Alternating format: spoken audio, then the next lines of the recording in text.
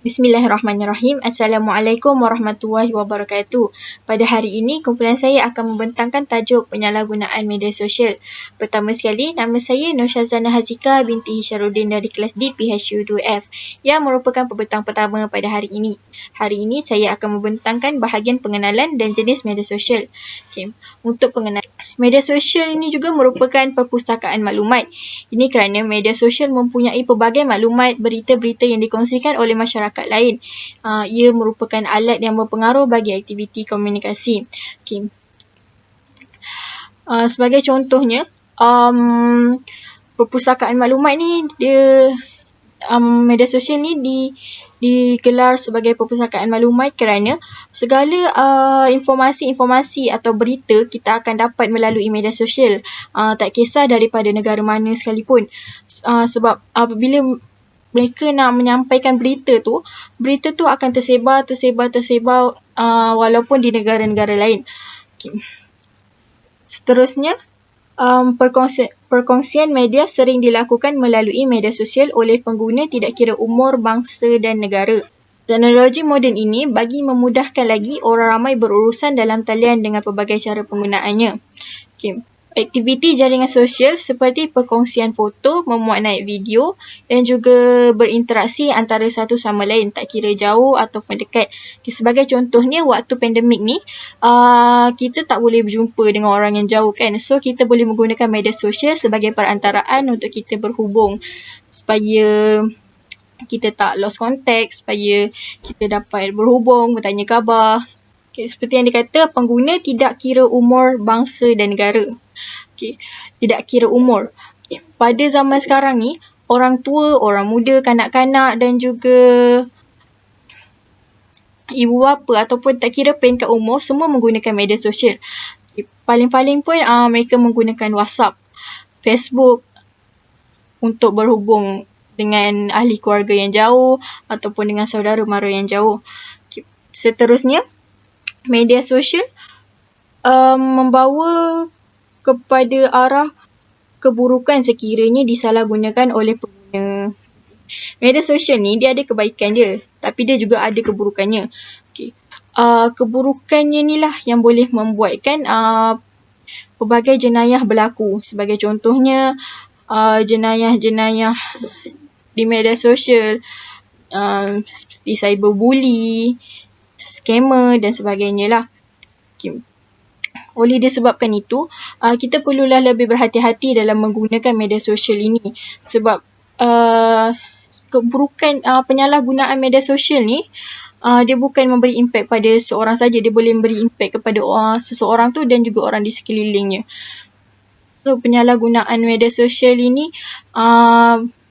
sangat beratlah bagi masyarakat zaman sekarang, kerana masyarakat zaman sekarang ialah masyarakat yang moden dan lebih menggunakan segalanya melalui media sosial. Okay.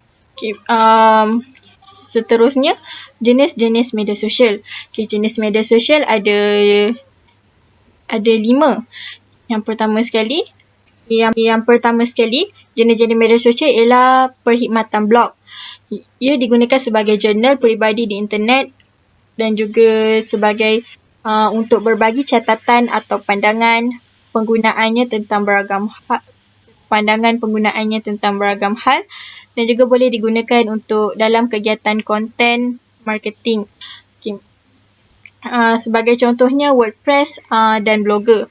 Okay. Macam yang kita tahu, perkhidmatan blog ni macam bila kita nak cari sesuatu maklumat dekat internet, kita dapat tengok blogger-blogger dia akan buat blog berkenaan tentang apa yang mereka hurai, apa yang mereka sampaikan. Okay, sebagai contohnya, blogger berkenaan tentang pemakanan, tentang gaya hidup, tentang pendidikan dan juga sebagainya.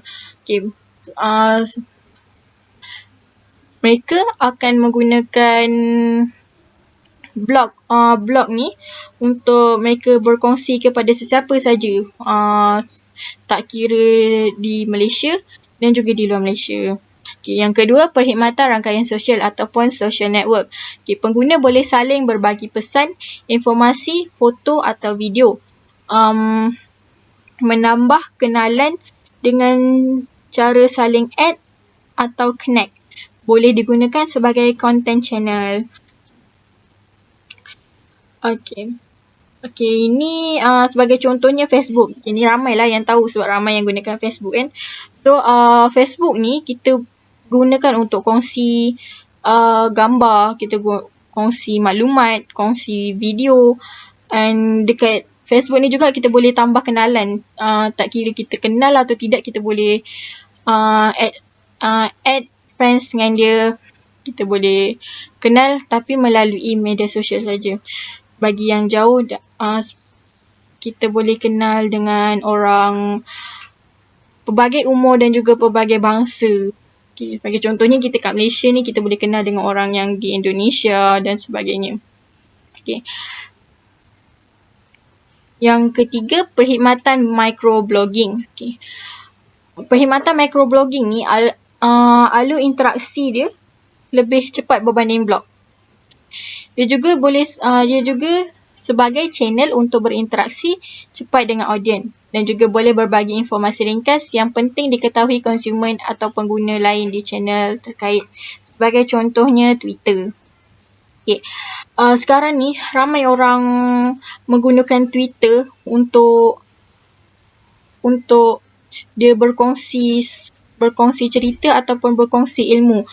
Ada juga yang berdakwah menggunakan Twitter kan.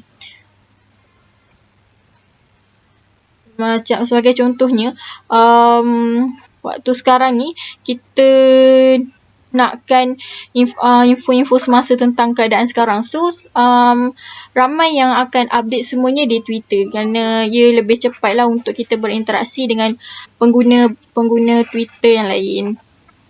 Itu ialah perkhidmatan microblogging. Okay, yang keempat, perkhidmatan berbagi media. Okay, fokus utama media untuk berbagi konten media.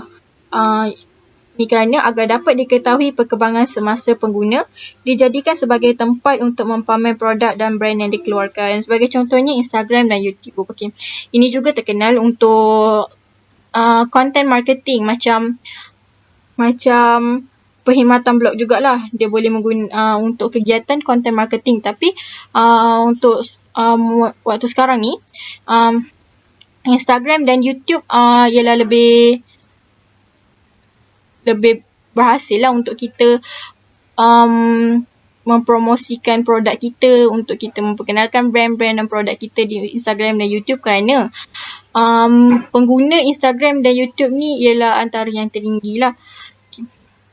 Selain itu, perkhidmatan kolaborasi.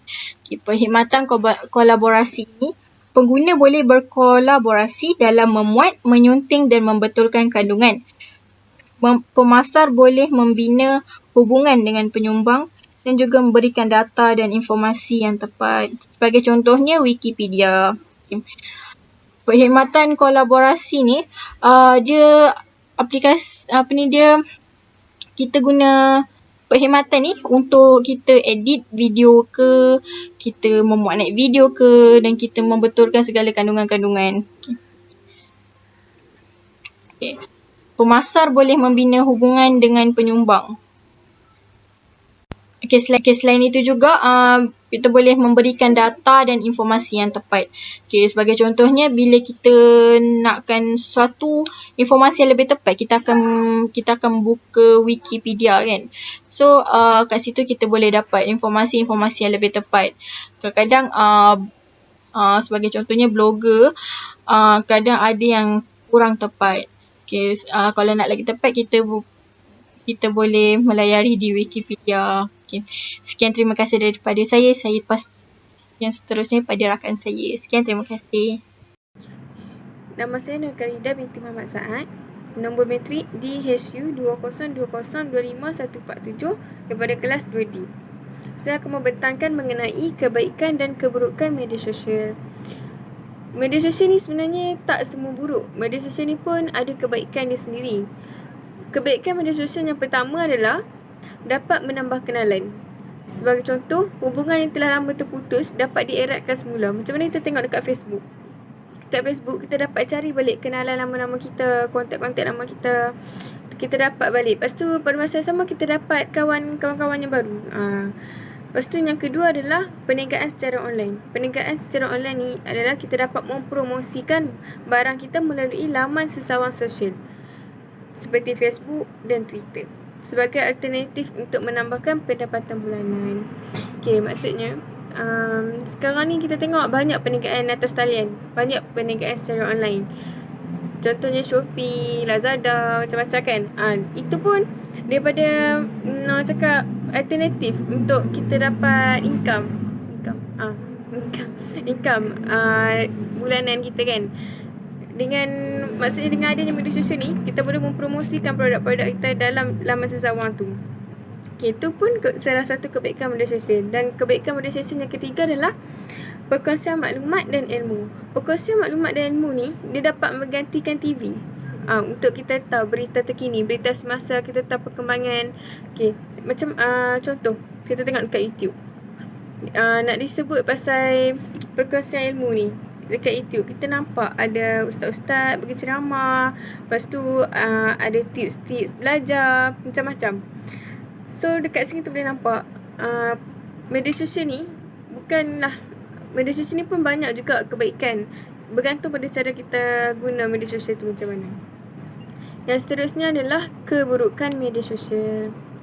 Okay, kalau dah ada kebaikan, mesti ada keburukan dia juga. Keburukan media sosial yang pertama adalah berlaku banyak penipuan ataupun pemalsuan. Penipuan atau pemalsuan ni macam, contohlah, daripada dulu sampai sekarang ni ada satu yang paling famous lah. Penipuan pemalsuan ni adalah scammer. Daripada dulu sampai sekarang. Tapi sekarang ni lebih, orang cakap lebih mendadak jumlah scammer tu kan. Sampai ramai orang yang rugi. Yang tu salah satu keburukan media sosial lah. Dia dah pandai guna media, bukanlah maksudnya dia, orang cakap pandai dalam teknologi. Tapi dia gunakan media sosial tu sampai orang cakap salah guna lah media sosial tu dan mendatangkan keburukan untuk masyarakat. Yang kedua adalah masyarakat menjadi lalai. Masyarakat menjadi lalai ni waktu melakukan sesuatu tugasan. Okay. Sebagai contoh, yang orang cakap pun trend zaman sekarang, terutama dalam golongan remaja. Tapi bukan remaja je, orang dewasa pun ada juga yang macam ni. Contohnya dalam telefon bimbit, dalam teknologi telefon bimbit. Dalam telefon bimbit, orang cakap media sosial ni dia ada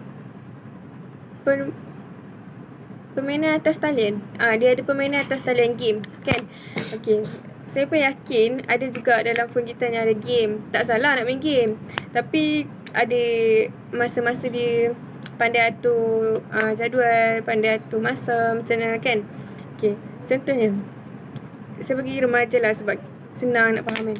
Okay, kita ni remaja sekarang ni orang cakap lebih pelajar, remaja orang cakap lebih lalai dengan media sosial. Dia sebenarnya media sosial jadi ketagih tau. Kalau kita main game tu, bila kita dah start, kita dah mula main, tambah lagi bila kita baru tahu pasal game tu ke, kita mesti rasa macam nak main lagi. Walaupun kita nak berhenti, kita tetap nak main juga. Itu menyebabkan kita lalai. Itu pun salah satu keburukan media sosial. Dan keburukan media sosial yang ketiga adalah peribadi yang kurang wajar yang boleh mencetuskan perbalahan sesama pengguna media sosial. Sebagai contoh, dekat IG, Instagram, apa yang kita dapat tengok, yang cakap kita kan, saya yakin pun ramai juga ni ada Instagram kan. Okay, kita boleh tengok dekat Instagram, contohnya bila seseorang individu tu post apa-apa perkara je lah, dan kita boleh nampak ada orang komen. Okay, komen tu orang cakap peribadinya kurang wajar adalah, contohlah saya bagi, komen benda yang negatif. Bila kita komen benda yang negatif, dan ada juga ramai lah ni komen positif, dan ada segelintir yang komen negatif. Yang komen negatif ni, bila orang tengok, ada orang yang tengok di komen negatif, dan akan ada juga orang yang akan ikut komen negatif. Itu yang boleh mencetuskan perbalahan sesama pengguna media sosial. Disebabkan yang komen negatif backup negatif. Yang lepas tu yang positif ni berdebat balik. Macam tu. Lepas tu tapi itulah kita kena tengok dulu. Tengok juga sama ada memanglah mungkinlah salah orang yang post tu, mungkinlah kan. Tapi kita ni sewajarnya bagilah komen-komen yang positif. Okay, sebab kita ni menggunakan media sosial dan media sosial ni luas. Bila luas, orang cakap senang terpengaruh dan media sosial ni lah jadi contoh teladan untuk generasi yang akan datang juga. So sekarang ni kebaikan dan keburukan media sosial tu bergantung pada bagaimana cara kita amalkan dia, bagaimana cara kita gunakan dia. Okay, bila kita gunakan dia pada rutin harian, kalau kita guna dia ke arah yang baik, banyaklah kebaikan yang kita dapat. Kalau kita gunakan dia ke arah yang buruk, banyaklah keburukan yang kita dapat. Macam tu. Okay, saya rasa setakat ni je dan saya serahkan kepada pembentang yang seterusnya. Assalamualaikum warahmatullahi wabarakatuh. Nama saya Siti Nur Ain Hayati binti Abdul Rahman. Nombor matrik DHU2020252110. Saya ingin membentangkan tentang faktor penyalahgunaan media sosial. Faktor pertama ialah kurang penguasaan daripada ibu bapa. Jadi pada hari ini kebanyakan ibu bapa sibuk bekerja mencari nafkah untuk menambung kehidupan keluarga. Jadi ianya boleh menyebabkan masa yang sepatutnya diluangkan bersama anak-anak di rumah menjadi kurang kerana ibu bapa sering pulang lewat kerana bekerja. Dan ibu bapa juga kurang memberi perhatian kepada anak-anak sehingga ibu bapa tidak mengetahui segala aktiviti yang dilakukan oleh anak-anak mereka semasa ketiadaan mereka di rumah. Apabila kurang penguasaan dan perhatian daripada ibu bapa, anak-anak lebih cenderung untuk menikmati kebebasan yang keterlaluan dengan menggunakan kebolehan media sosial untuk tujuan yang negatif seperti melayari laman sesama lucah, menyebarkan berita palsu dan sebagainya. Ini kerana ketiadaan bimbingan daripada ibu bapa masing-masing. Hal ini bermakna ibu bapa mempunyai pengaruh yang sangat besar terhadap pembentukan tingkah laku anak-anak. Oleh itu, ibu bapa perlulah meluangkan lebih banyak masa kepada anak-anak mereka supaya ibu bapa dapat mengetahui pergerakan atau aktiviti-aktiviti yang dilakukan oleh anak-anak mereka di luar rumah. Dan anak-anak juga akan kurang melibatkan diri dalam masalah-masalah sosial. Selain itu, faktor kedua ialah sikap ingin mencuba. Sikap ingin mencuba dalam diri seseorang remaja juga mendorong para remaja untuk melibatkan diri dalam penyalahgunaan media sosial. Hal ini demikian kerana pada peringkat umur remaja, para remaja sememangnya dipengaruhi oleh sikap ingin mencuba dalam diri mereka masing-masing, sehingga mereka sanggup membuat apa-apa sahaja perkara demi kepuasan diri mereka sendiri tanpa mengira baik atau buruk perkara yang mereka lakukan itu. Pengaruh persekitaran juga perlu diberi perhatian, sehingga kadang-kadang mereka sendiri tidak mengetahui bahawa tindakan mereka boleh mendatangkan kesan negatif kepada diri mereka sendiri ataupun individu-individu di sekitar mereka. Dan yang ketiga ialah pengaruh rakan sebaya. Pengaruh rakan sebaya juga merupakan salah satu faktor penyalahgunaan media sosial. Ini kerana rakan sebaya merupakan sahabat dekat yang mempunyai umur, pendidikan atau minat yang lebih kurang sama. Oleh itu, rakan sebaya memainkan peranan yang amat penting dalam setiap kehidupan remaja. Tidak dapat dinafikan juga remaja sering menghabiskan masa bersama rakan mereka di luar berbanding ibu bapa mereka di rumah. Oleh itu, remaja lebih cenderung untuk mencontohi setiap tingkah laku rakan sebaya mereka, sama ada tingkah laku itu baik atau buruk. Jika remaja bersahabat dengan seseorang yang mempunyai perilaku yang tidak baik, maka remaja tersebut berkemungkinan mencontohinya. Justru itu, remaja perlulah bijak memilih rakan sebaya yang betul supaya tidak terjejas dalam perkara yang negatif. Kesan penyalahgunaan media sosial. Kesan pertama ialah boleh menjejaskan pencapaian akademik kepada pelajar-pelajar. Hal ini dapat membuktikan bahawa pelajar-pelajar ini banyak menghabiskan masa mereka dengan gadget-gadget yang mereka miliki untuk melayari laman sawang yang berbentuk hiburan semata-mata hanya untuk keseronokan yang tidak mendatangkan faedah. Selain itu, masa yang diperuntukkan untuk mengulang kaji pelajaran terbuang begitu sahaja kerana pelajar terlalu kerap melayari media sosial seperti Facebook, WhatsApp, Twitter dan sebagainya, sehingga pelajar tersebut mengamalkan sikap malas belajar dan tidak menguruskan masa dengan baik.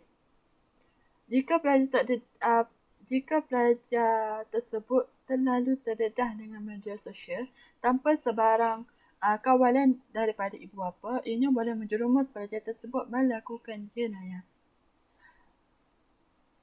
Pada waktu pembelajaran, pelajar tidak dapat menumpukan perhatian atau kurang perhatian kepada pembelajaran, sehingga pelajar tersebut akan ketinggalan dari segi akademik dan gagal menyempurnakan tugas mereka di institusi. Jadi setiap pelajar seharusnya mengawal perkara tersebut dan menanam sikap yang positif dan untuk generasi yang kelak. Kesan kedua ialah remaja antisosial. Sebagai pengguna media sosial atau dikenali golongan yang enggan bersosial, kerana mereka ni lebih suka menghabiskan masa dengan gadget dan komputer sahaja. Keadaan ini menyebabkan masa bersama keluarga, sahabat, jiran semakin berkurang dan ini boleh mengakibatkan hubungan silaturahim antara satu sama lain akan menjadi renggang. Sudah pasti keadaan ini tidak sesuai bagi mana-mana pihak, terutamanya remaja yang perlu menjalani kehidupan sebenar yang boleh memberikan banyak pengajaran faedah kepada mereka pada masa hadapan. Semakin lama seseorang itu melayari media sosial, semakin kuranglah masa yang mereka habiskan dalam dunia realiti mereka sendiri. Kesan ketiga ialah boleh menjejaskan keharmonian dan perpaduan negara kita di antara pelajar.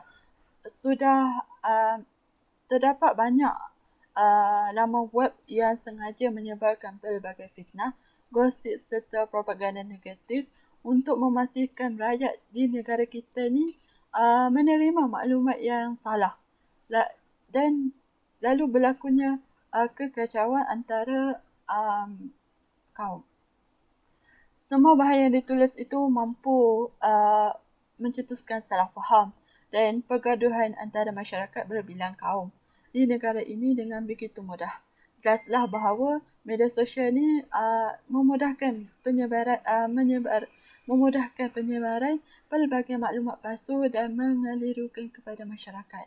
Terdapat juga penyebaran bahaya yang berunsur fitnah dan hasutan yang boleh menggugutkan keamanan dan keharmonian negara. Ini akan menyebabkan negara ini tidak aman sehingga menjadi kehidupan tidak selesa dan akan memberi kesan kepada negara pada masa hadapan. Saya Nur Siti Aisyah binti Muhammad Nafi, nombor matrik DSU 20200939 dari kelas 2D. Saya ingin membentangkan tentang langkah-langkah mengatasi dan cabaran penggunaan media sosial. Okey, cabaran penggunaan media sosial yang pertama, medan atau alat penyebaran fitnah dan tempat luahan marah atau penggeram. Kalau kita tengok kat sini, seseorang individu itu kalau dia ingin meluahkan perasaan marah atau penggeram dia tak akan meluahkan kat seorang individu yang marah tu, tapi dia akan luahkan dekat status WhatsApp ataupun story di IG, di Instagram. Okey, yang kedua pula, remaja kini terdedah dengan laman web berunsur negatif, contohnya laman web pornografi. kalau kita tengok sini, media sosial ni meluas. Memang menurut remaja sekarang menggunakan media sosial untuk mencari maklumat, tetapi kalau jika tiada pengetahuan ibu bapa, mereka mungkin akan terjebak dengan perkara-perkara negatif. Contohnya macam laman web berunsur pornografi. Yang ketiga adalah cyberbully ataupun pembuli cyber, di mana bully bukan sahaja daripada segi fizikal, tapi dari segi mental juga adalah bully. Tapi bully ini dinamakan bully cyber. Bully cyber ini tergolong daripada pelajar sekolah. Kalau kita tengok pelajar-pelajar sekolah sekarang kebanyakan stres, murung, bunuh diri disebabkan cyberbully ini. Okey, seterusnya adalah langkah-langkah mengatasi. Yang pertama, ibu bapa perlulah menghadkan masa anak-anak untuk melayari internet. Dengan ini, ibu bapa perlu menjadualkan sama ada waktu belajar dengan waktu melayari internet. Okey, yang kedua adalah menekankan setting laman web Google atau Internet Explorer kepada parental control, di mana ibu bapa boleh mengkontrol anak-anak daripada jauh dengan menukar setting di laman web tersebut. Okey, yang ketiga adalah menghadkan laman web yang tidak boleh dilayari oleh anak-anak di bawah umur, seperti laman web yang berunsur negatif di laman-laman sosial, di laman-laman media sosial. Kedua adalah pihak individu. Pihak individu perlulah menggunakan media sosial dengan rasional, kerana media sosial ini boleh memberikan manfaat kepada kita sekiranya menggunakan dengan bijak. Seterusnya, bijak menguruskan masa melayari internet. Kita perlulah menggunakan masa yang secukupnya dengan belajar, tapi pada masa yang sama kita perlu membagikan masa kita dengan hiburan seperti melayari internet.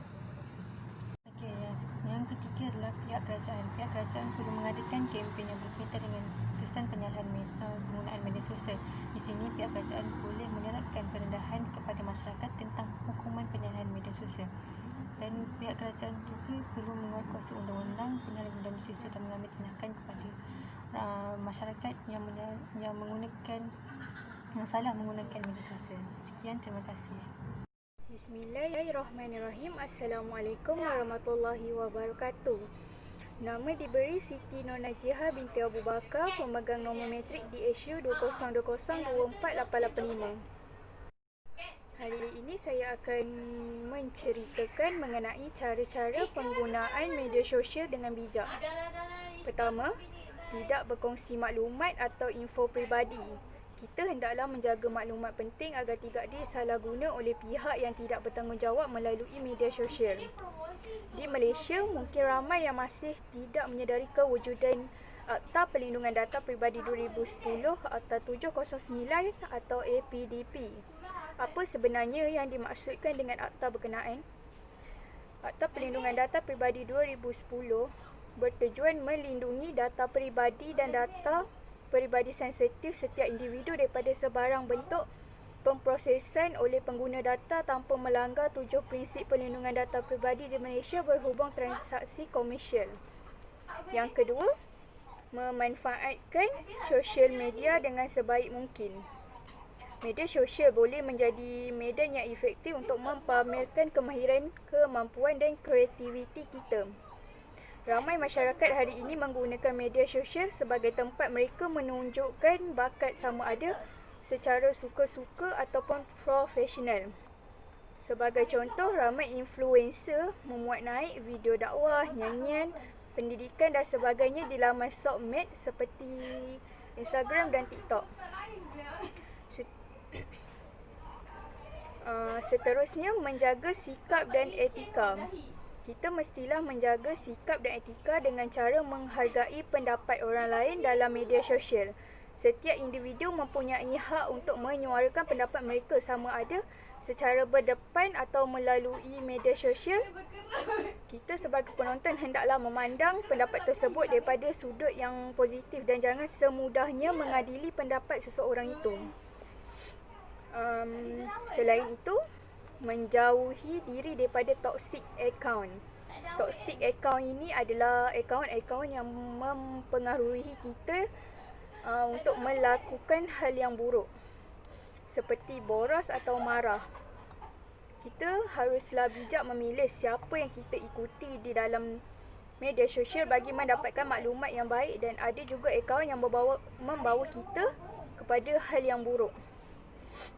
kita melihat sesuatu itu, mestilah kita pun nak ikut kan apa yang orang tu buat. Jadi persekitaran di media sosial juga mesti kita tengok siapa yang kita ikut, apa yang dia buat. Kalau kita tengok benda tu elok, maka kita pun mesti ikut benda yang elok yang dia buat kan. Okay, seterusnya, jauhi media sosial ketika marah. Kita haruslah menghindari diri daripada menggunakan media sosial ketika beremosi, kerana kebiasaannya kita tidak berfikir panjang saat mengeluarkan kata-kata yang boleh menimbulkan penyesalan. Perkara ini paling banyak yang dilakukan oleh masyarakat hari ini. Macam bergaduh sikit, update status, tulis benda-benda yang bukan-bukan atau mengaibkan orang lain di media sosial. Kita kena sedar bahawa perkara ini merosakkan nama baik sendiri dan maruah diri sendiri. Isu yang kami ambil mengenai media sosial ini bertajuk tekanan media sosial, punca remaja membunuh diri. Untuk tajuk ini, saya akan menceritakan mengenai satu kes di mana seorang remaja berusia 16 tahun yang berasal dari Batu Kawah, Kuching, Sarawak memilih menamatkan riwayatnya hanya disebabkan terpengaruh dengan keputusan majoriti rakan-rakan di media sosial. Ini bukanlah satu cerita rekaan, sebaliknya satu kes benar yang berlaku pada 13 Mei tahun 2009. Berdasarkan laporan media tempatan, remaja itu telah merealisasikan pilihan netizen yang mengundinya untuk mati. Segalanya dipercayai bermula apabila gadis muda itu telah membuat satu undian dalam laman media Instagramnya. Status help me choose dengan dua pilihan iaitu D dan L. D bermaksud die iaitu mati dan L merujuk life iaitu hidup. Selepas undian final dibuat, 69% rakan Instagramnya memilih mati manakala 31% lagi memilih hidup. Sebelum kejadian, mangsa juga dikatakan sempat membuat catatan di Facebook, "Wanna quit life? I'm tired." Sikap troll di media sosial menjadi punca remaja tersebut membunuh diri dengan terjun dari tingkat 3 bangunan. Tragedi itu sangat menyayat. Sungguh menyedihkan melihat seorang pelajar yang masih mentah membuat keputusan mudah untuk meragut nyawanya dengan hanya satu pungutan suara di media sosial. Sememangnya maklumat yang dicatatkan dalam Wikipedia ada kebenarannya. Antara yang tertulis, media sosial dan membunuh diri merupakan fenomena baharu yang mempengaruhi tingkah laku dan antara penyebab utama kematian di seluruh dunia. Assalamualaikum warahmatullahi wabarakatuh. Saya Nur Fatini Uzma daripada kelas DPHU 2F. Hari ini saya ingin membentangkan tentang penutup bagi tajuk penyalahgunaan media sosial. Okay, firstly, kehadiran media sosial sedikit sebanyak mempengaruhi corak kehidupan masyarakat. Yang kedua, bermula dari kesan kebergantungan pengguna terhadap media sosial sehinggalah kepada pengaruh kehidupan sosial dalam masyarakat. Yang ketiga, media sosial begitu popular kerana kemudahan yang ditawarkannya tidak dapat diperoleh melalui media tradisional. Yang keempat, dengan meningkatnya populariti media sosial dalam kehidupan masyarakat, syarikat-syarikat dalam bidang pengembangan media sosial telah muncul sebagai peluang perniagaan baru. Yang keempat, selain syarikat di sektor teknologi maklumat, syarikat lain juga dapat memanfaatkan media sosial sebagai pengganti media tradisional untuk menjalankan perniagaan mereka. Wabillahi taufiq wal hidayah. Wassalamualaikum warahmatullahi wabarakatuh.